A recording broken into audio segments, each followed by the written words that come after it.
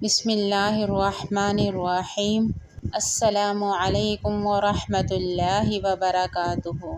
حضرت ابن عمر رضی اللہ عنہ روایت کرتے ہیں کہ رسول اللہ صلی اللہ علیہ وسلم کا ارشاد ہے کہ 3 آدمی ایسے ہیں جن کو قیامت کا خوف دامن گیر نہ ہوگا، نہ ان کو حساب کتاب دینا پڑے گا۔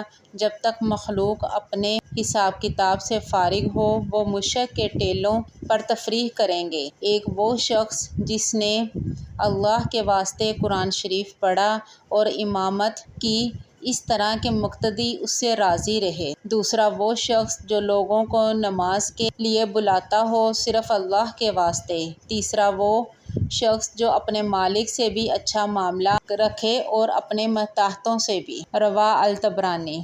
اگر آپ کو میری ویڈیو اچھی لگی ہو تو لائک کر کے شیئر کرتے جائیں۔ جزاک اللہ خیر۔